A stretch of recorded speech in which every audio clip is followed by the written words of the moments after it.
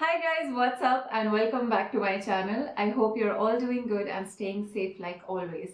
If you're new here, I'm Nikita Tanwani, former Femina Miss India Andhra Pradesh 2019 and now a model, actor, pageant coach and a YouTuber. And over here on my channel, I make videos to help young pageant aspirants kickstart their pageant journey, sprinkled with a little bit of lifestyle and motivational videos as well. So if that sounds like your cup of tea, please do consider subscribing to my channel by hitting the subscribe button down below and also give this video a big thumbs up. Now recently I watched one of Danny Walker's videos, a fellow pageant YouTuber. I'm a huge fan of her and I'm sure a lot of you know about her already. And she made this video where she spoke about the best pageant advice that she had received. And I was so inspired. It seemed like such a great idea. And I realized that the best pageant advice that I had received before and during my pageant is something that I haven't shared yet. And I thought that why just my students at Conquer, but everybody can benefit from this advice. So in this video today, I'm going to be sharing some of the best pieces of advice that people were telling me before and after and during my pageant journey. And these are really important lessons that stuck with me, and I still remember who said this to me, at what occasion and where it was all happening. And it's something that I've always held close to my heart, and I really think that everybody who's embarking on their pageant journey should definitely keep all of these things in mind. The first piece of advice that I had received was before I had even become the state finalist, and I'm so grateful that somebody had told me that so early on in my pageant journey. However, to be very honest, I don't think I truly understood the meaning and the value of that advice until much after, that is, probably after my pageant had ended. And this was actually told to me by Shreya Rao, who was my predecessor and also the runner-up in Miss India 2018. And while we were backstage at Vizag during the Andhra Pradesh auditions, Shreya Rao had come backstage and she was addressing all of us. And she said this one thing to all of us, is that pageants are a part of your life, not your entire life. And at first, somebody might wonder that why would you say that to someone who's going for the audition, they've put their heart and soul and 100%, everything that you have into this. I know every pageant aspirant out there gives it their all. If you're really preparing and grooming and have been looking forward to it for years, it's so many people's childhood dream to become Miss India. But that piece of advice, I cannot emphasize on how important it is to have that type of temperament before you head on to your pageants. Because when you go into beauty pageants, it's so easy. Women are really young. You're going to be surrounded by equally hardworking, deserving, ambitious, hardworking women, and the competition is quite intense. And it's so easy to, get distracted, get sidetracked, and start questioning your self-worth based on the results of the beauty pageant.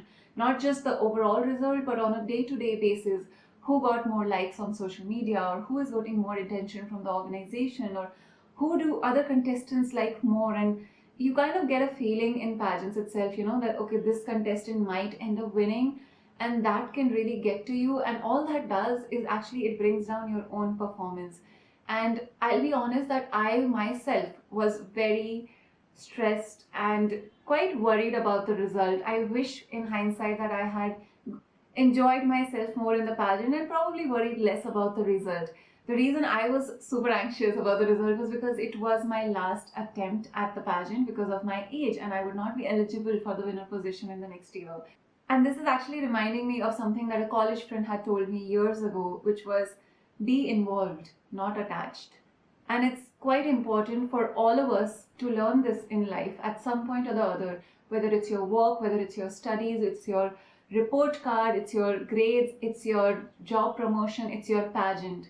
Everything is a part of your life, and nothing is going to be so devastating if you don't get that your life is over. It's not.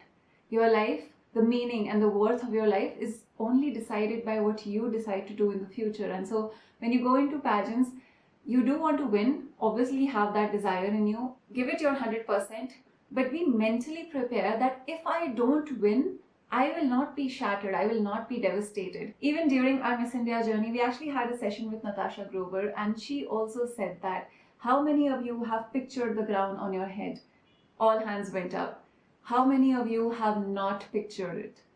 And not so many people, picture defeat, because we all have been told that you have to manifest the victory, manifest what you really want. Well, that is important, but you have to be mentally prepared, because otherwise there's only one person who can win and the other 29 cannot feel bad about themselves. So it's very important to remember that this is just a part of my life and I have a whole other life behind me which doesn't get affected, and I can still grow from there.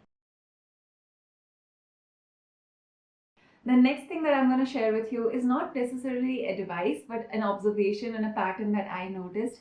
And I like to link it to the quote that I really like, that is, if it's your calling, it's going to keep calling.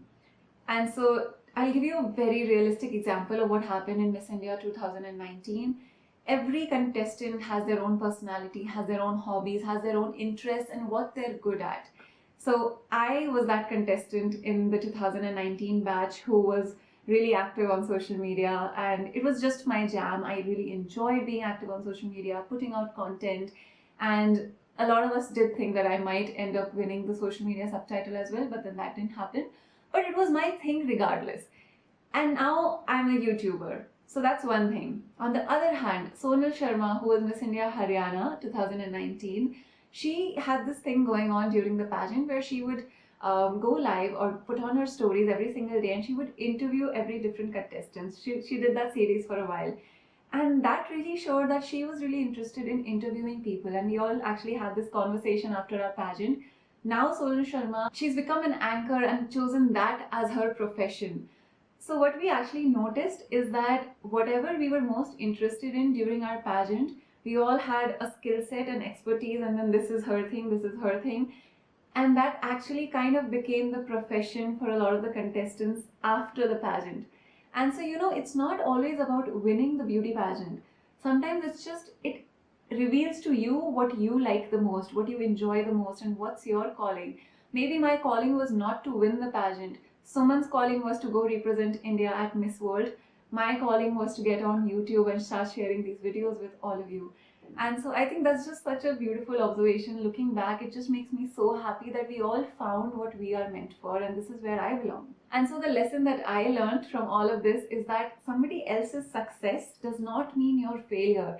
You all have to understand that in beauty pageants, there can only be one winner, but that doesn't mean that the people who did not win the beauty pageant don't have a life ahead. Sometimes they go on to become actresses, they go on to become celebrities in different fields.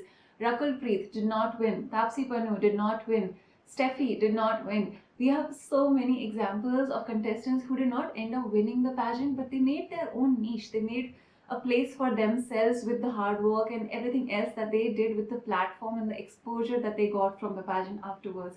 And so look forward to the journey, look forward to the growth, and don't put everything onto the result and think that this is it, and without the result I have nothing to look forward to.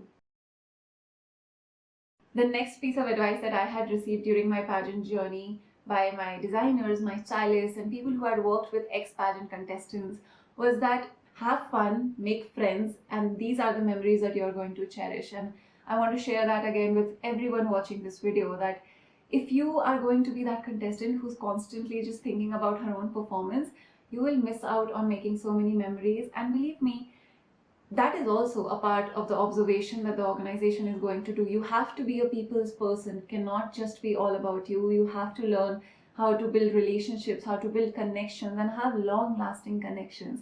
The friends that you will make during your pageant journey are very like-minded people. These are people who may not be your family, they may not be your school or college friends, but they are the only people with whom you'll be able to discuss everything that went on in the pageant. You can't always discuss pageant-related topics and those conversations with anybody else because they weren't there. And I think that is really how the bond becomes so strong, because you all went through a journey together. So besides those 30 or 31 people or 50 people, however many finalists there are in the pageant, nobody else knows what you've been through. Nobody else will understand those emotions the way they do. And so it's so important to have those relationships. The next advice I want to give to all of you is something that I read before going into my pageant, and that said, manifestation is not just visualizing your goal, it's actually putting in the work. I think that's so important because, again, we all have seen these motivational videos, and sometimes they're through rose-tinted lenses. And I like to be more practical when it comes to mentoring and training my students, and also in the approach to life. And I feel that while manifestation is important, but just putting up pictures of the crown, but changing your DPs, changing your wallpaper, and having your goal in front of you visually, while that is important, but that is not enough. If you don't put in your heart and soul into it, if you don't use everything that you have at your disposal, if you don't give your 100%, somebody else will. So you have to be the most hardworking, the most sincere, the kindest, the politest, and the most invested and dedicated contestant in the room to be able to win a beauty pageant. It's not easy. I truly believe that the way manifestation works is that there's someone watching you. You have to show them, you could call it the universe, you have to show the universe how badly you want it. And that is when you get it. If you respect every opportunity, every second of your time given to you, that is when time and opportunities start respecting you. And that is how manifestation works. It's not about the visualization. And the last piece of advice that I want to share with all of you is something that we were all told in an orientation session by Rani, who is the talent head at Times. If any of you is going to end up in Miss India, Miss Diva, or has been there, some of you might know Rani from Times. And she said this one sentence to us during a session that has stuck with me since that day. And she said, "Don't chase success, chase happiness, and success will come to you." When I heard that, I was in Miss India, and I don't know how many of you know this, but to be able to participate in Miss India, I had to give up my seat. I had gotten admission into one of the best business schools in the country, ISB Hyderabad, and I chose to leave that seat to go to Miss India, and I had to take a call there. And if you think conventionally, anybody thinking or watching me do that was probably thinking, she's leaving an MBA to go for Miss India. And in conventional definitions of success, maybe I was doing the opposite. I was not chasing success, I was going after happiness. And so when Rani said that to us in that session, it just struck a chord with me, and I fell in love with her. And it just made sense, because that is what life is about. And I think all of us need to have that approach towards life. Beauty pageants, I tell you, teach you so much about your own personality, your own caliber. They make you so much more self-aware. And that's the type of thought process and decision-making abilities that become a part of your persona, I feel, after going into a beauty pageant. And through my experience, I learned how to be grateful for my blessings. Don't ask for someone else's blessings. What is meant for you will come to you. Be that person who attracts the blessings that are meant for you, and don't chase something that is not meant for you. That means that you put in your hard work and your 100% into everything that you're doing, but do everything that truly resonates with you. Chase happiness. Just because you think that winning Miss India or winning Miss Diva or winning whatever pageant is the only definition of success, no, it's not. You have to create your own definition of success, and that is going to make you a happy person, and happy people are the ones who are the most successful.